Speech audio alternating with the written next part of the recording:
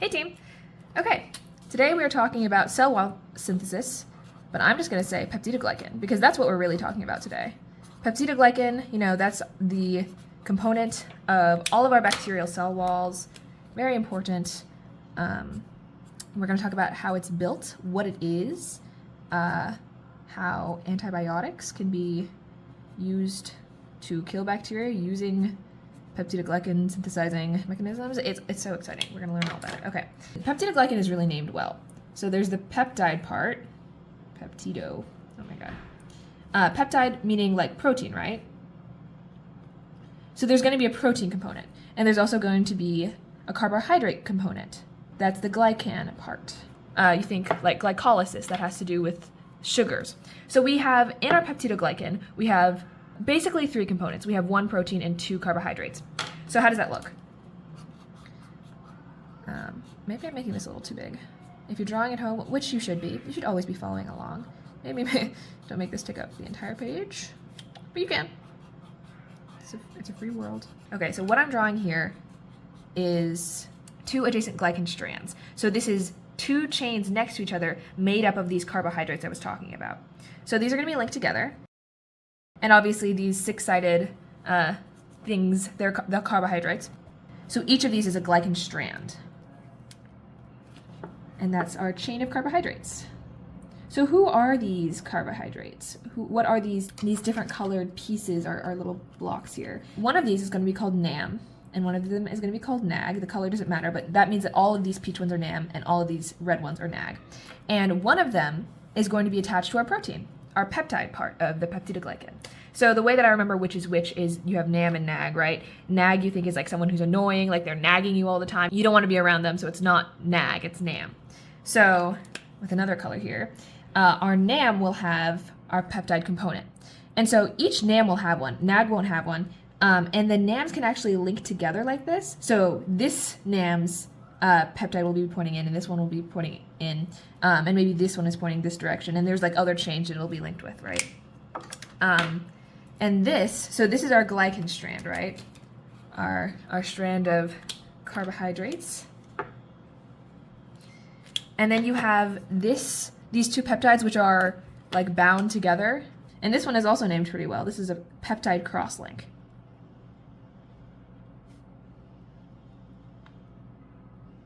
Okay, so the peptides are cross-linked. Makes sense. Okay, highlight the carbohydrates. Okay, so this is what makes up the cell wall. We have like a huge, think of like a chainmail layer of peptidoglycan, and they're all bound together, and it keeps it nice and stable. Everything is good. So how do we make more of this? How do bacteria make more peptidoglycan? Well, there are many steps. So the first step let's label this PG synthesis.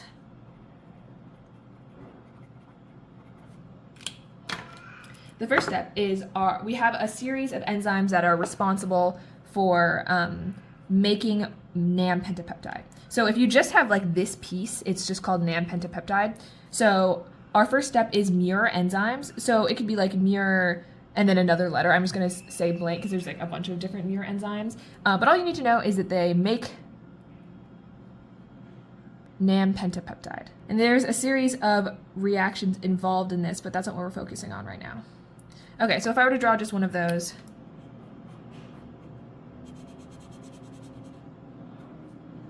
it would look like this.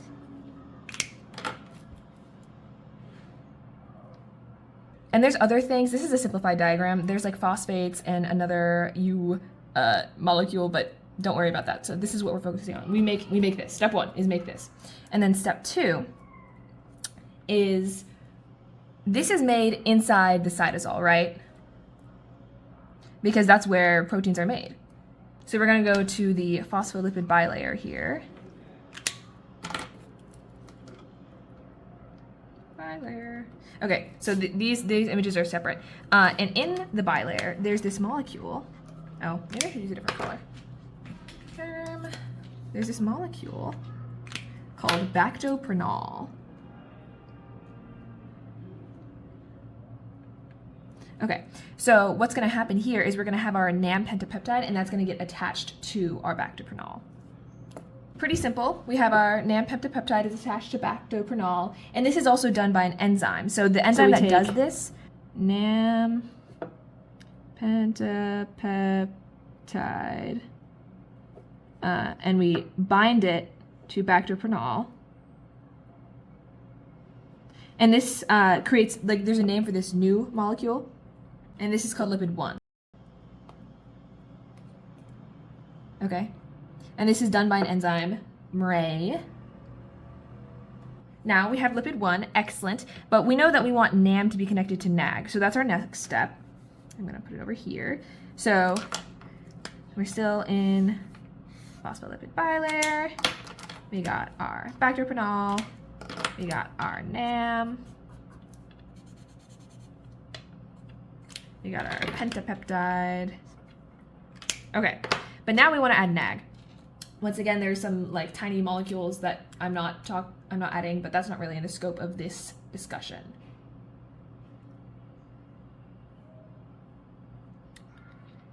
So our next step is now we have NAM. Here we can label this NAM still, and we want to add NAG. Drew on.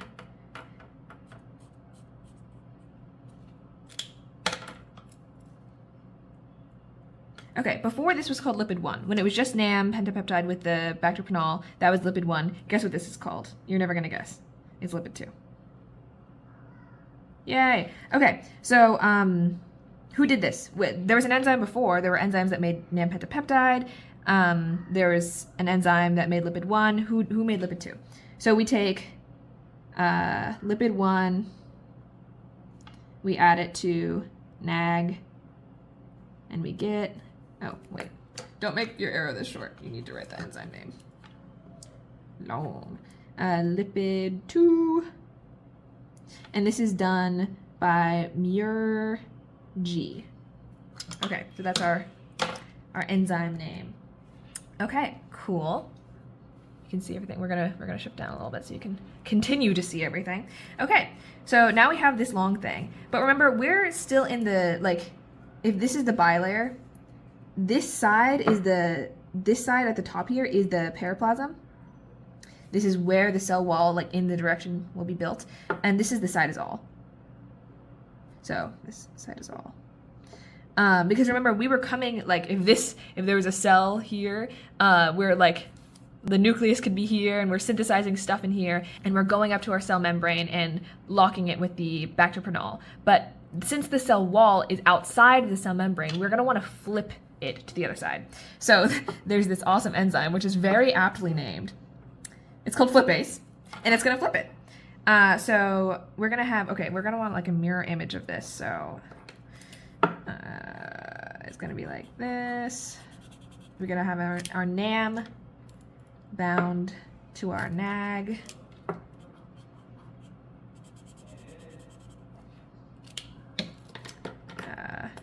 And this is connected to our bactoprenol and our pentapeptide. Okay, so imagine this is our membrane still. We just got flipped. So for flipase, the enzyme flips it. It flips lipid 2.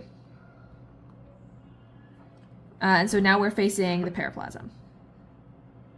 Hooray! Okay, cool.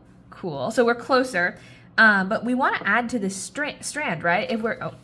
If we're trying to build the peptidoglycan in the cell, we want to add this to our growing glycan strand. So maybe there's 4 molecules on here, and like imagine this one is longer. We want to add it into this new like space. Okay. So our next step is adding this to the growing peptidoglycan strand. I'm going to draw this smaller this time. So we have, like, imagine this one is going.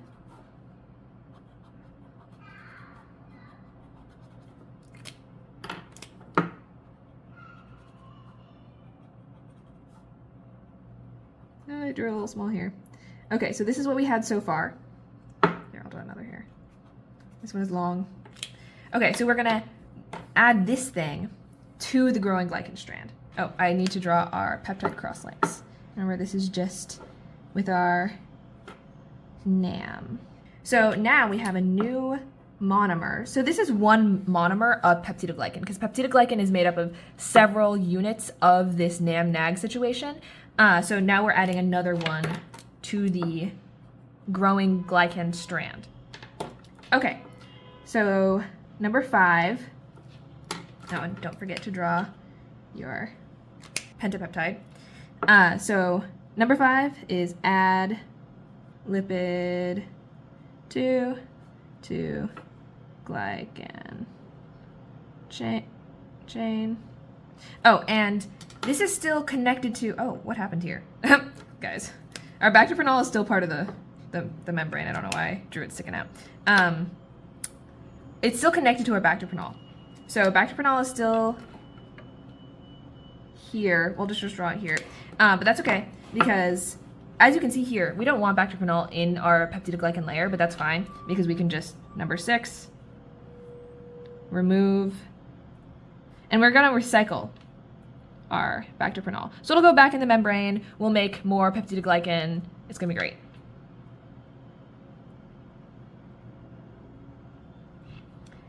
And then number 7 is, remember, our pentapeptides are cross-linked.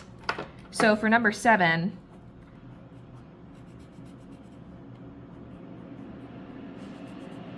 we're gonna wanna do transpeptidation, which is where our peptide chains are cross-linked. And we'll talk about that more in a minute with our antibiotics. So transpeptidation is essentially just connecting our peptides. So cross-links are made between peptide chains. Okay, cool. So, little review. This is all the peptidoglycan synthesis.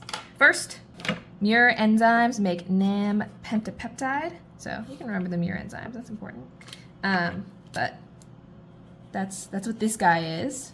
NAM pentapeptide, NAM, and this is pentapeptide. If you want, like, it wouldn't be a bad idea, I was just lazy, you could draw like 1, 2, 3, 4, 5, you know, pentapeptide, there's 5 peptides there. I just simplified it with a single line because I had to draw it lots of times, and we'll get a closer view of this when we talk about transpeptidation more. And then we connect that to bacterprenol, and make lipid 1, and leave some phosphates. Here. Okay, and who does that? That's done by the enzyme MRE. Lipid 1. And then we have bacterprenol here, and this is all done in the cytosol. And then we have lipid 1 turning into lipid 2, and that's done by MERG. Lipid 2. And then we flip it. Flip-based flips. Boom. And now it's in the periplasm. That's important. Now we can actually access the growing cell wall. And then number 5, our next step is we add it to the glycan chain. Yippee. And this is also called transglycosylation, which makes sense because we're like going across, so trans, the glycan strand, and adding our carbohydrates.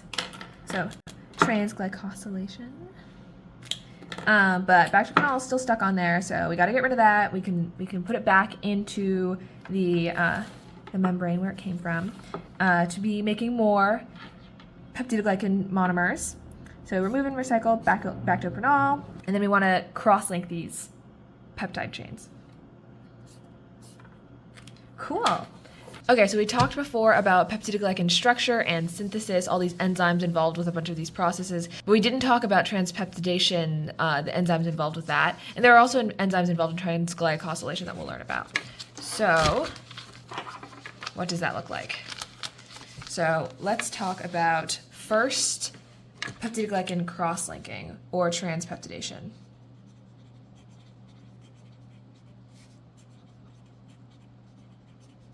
Remember, this is when we link the peptide strands coming off of NAM.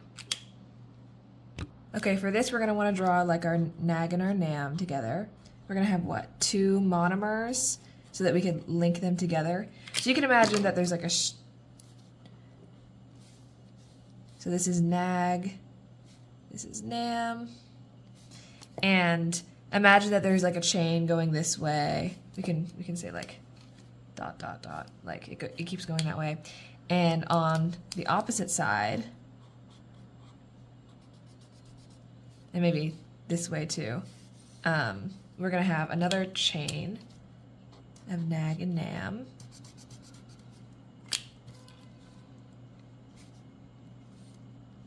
You know, going to keep going in either direction.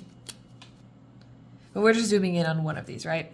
So every NAM is going to have that pentapeptide, right? Those 5 peptide molecules. And instead of just drawing it as a line, we can draw the 1, 2, 3, 4, 5. 1, 2, 3, 4, 5. Not exactly to scale. And you don't need to know what each of these different peptides are, except for I'm going to say these 2 on the end of each pentapeptide, so there's 5, and on the end, the last 2 molecules, those last 2 peptides, these are a peptide called D-alanine. So these are 2 adjacent NAMs with their pentapeptide chain, and they are not cross-linked yet. And what happens is through transpeptidation, we can draw just our NAMs again, zoom in a little bit. So what happens is one of your chains is going to be completely normal, but this peptide here, this third one, is going to bind with this second to last. So it mimics the D-ala. So what does that look like? Is this third one is going to come up.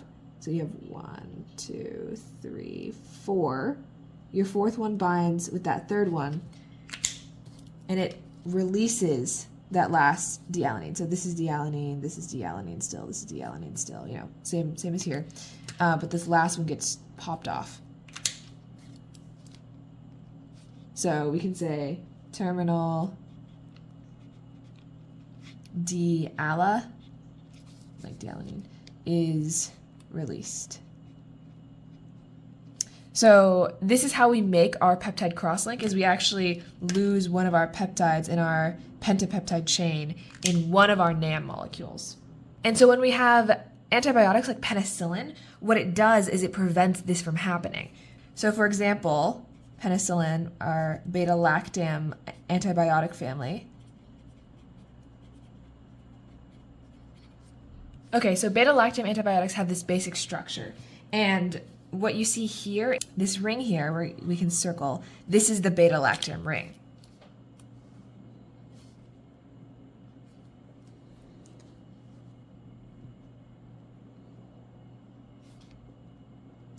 And I'm not entirely sure how this happens, but it mimics this like double D-ala thing that we have going on here.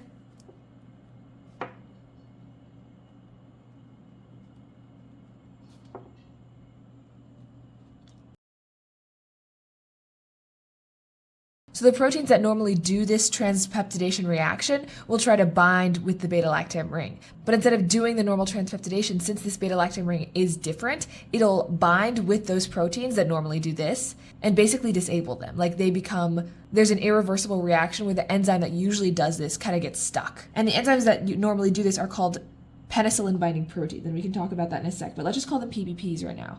So PBPs bind and get stuck. So some examples of this, like I said, are penicillin and vancomycin.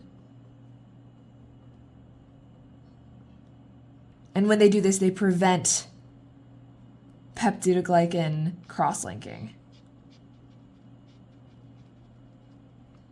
And obviously, we have antibiotics. And if you've ever heard of antibiotics, there's a good chance you've heard of antibiotic resistance. And what happens with penicillin resistance, because penicillin doesn't kill everything anymore.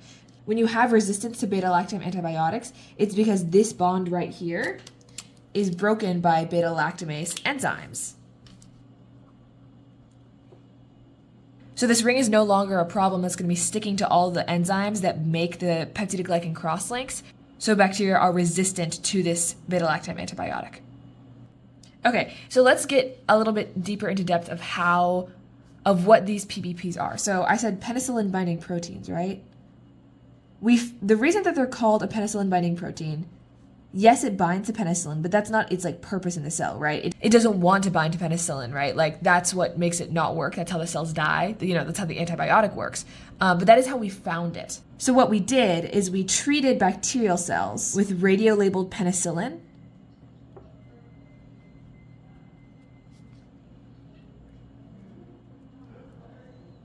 And we saw that the PBPs stuck to it.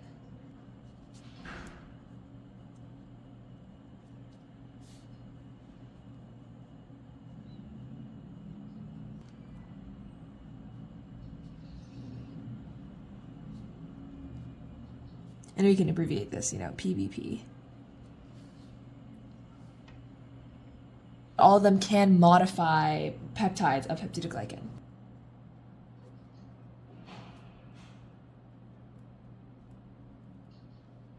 Okay, so there are two categories of penicillin binding proteins.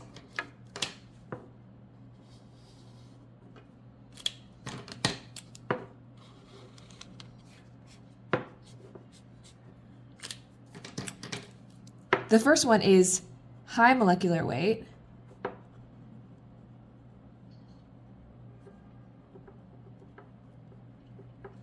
And there's only 3 of these. So 1, 2, and 3. And they all do our transpeptidation.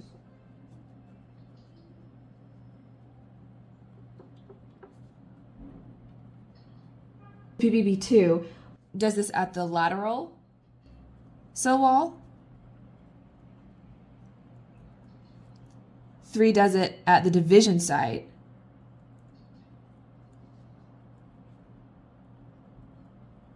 But what is special? 1 can also do transglycosylation. And remember, that's adding your peptidoglycan monomers to the greater glycan strand, making your web longer. But we also have our low molecular weight.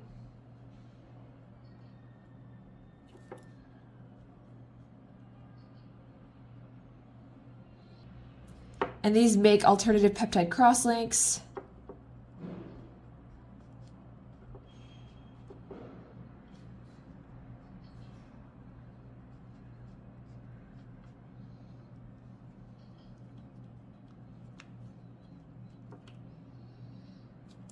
Remove amino acids from peptide stems.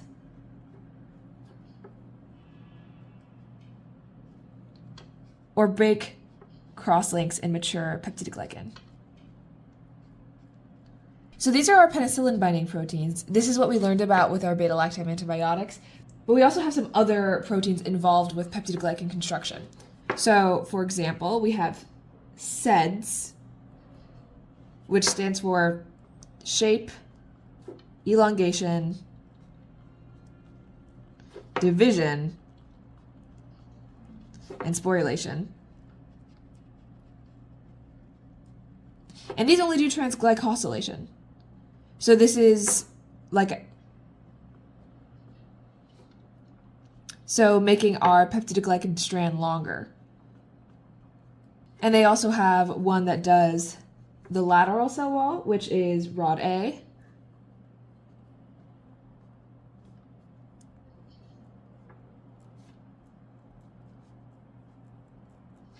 Along with one that functions at the division site. And this is FTSW, which we'll learn about actually more in the next video.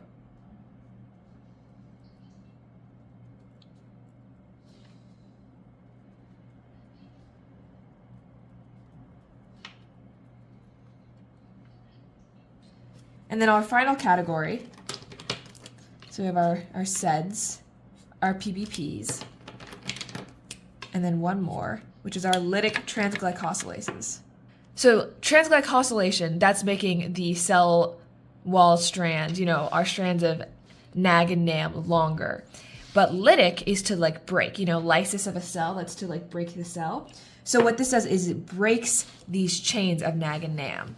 They break beta 1 for linkages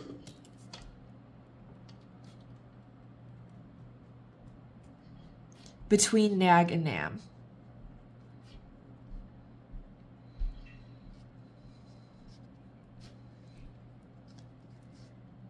And this breaks our glycan strands.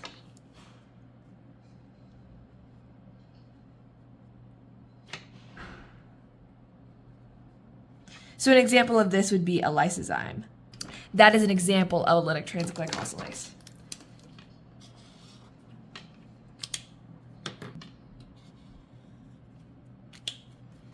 Okay, let's review. We have transpeptidation, which is connecting these two peptide chains of NAM, and you do this by this third peptide here reacting with this double dealanine, the diala, and it releases this terminal diala. So one chain has this kind of weird bond with this third molecule and this fourth diala, and it releases the terminal diala of one of the NAM peptide chains. Beta-lactam antibiotics can stop this reaction from happening, preventing peptidoglycan cross-linking using this beta-lactam ring, which mimics this double diala here, which tricks the penicillin-binding proteins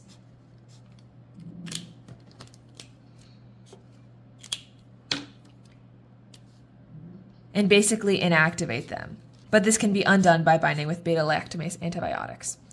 Okay, so the penicillin-binding proteins, what do? They're mostly in transpeptidation, although they can do other things. So we found out about them by using penicillin and saw that PBP's bound to it. They all modify peptidoglycan peptides, and we have our two categories, our high molecular weight, 1, 2, and 3, which all do transpeptidation. 2 does lateral cell wall, 3 does the division site, and 1 can also do transglycosylation. The low molecular weight does a bunch of stuff. It can make alternative peptide crosslinks, remove amino acids from peptide stems, or break crosslinks in mature peptidoglycan. I did not write mature.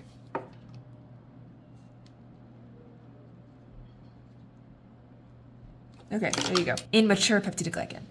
And then our SEDs, our shape elongation and division and sporulation proteins, only do transglycosylation, elongating the NAM-NAG chain.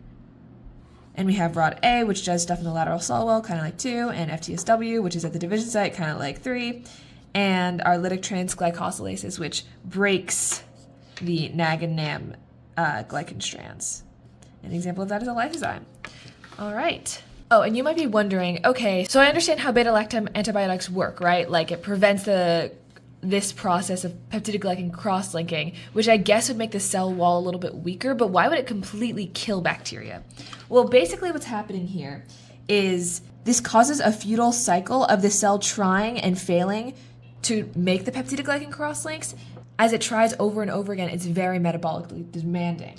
So this cycle has increased respiration, it's using more energy, and that increases the production of reactive oxygen species. And we know that reactive oxygen species lead to biomolecule damage, and that leads to cell death. So not being able to do this process of transpeptidation is really stressful for the bacteria because it'll try over and over again, which uses a bunch of energy, which makes more reactive oxygen species, which damages the biomolecules and eventually kills the cells. And so these are most effective in actively dividing cells, because those are the ones trying to make more peptidoglycan.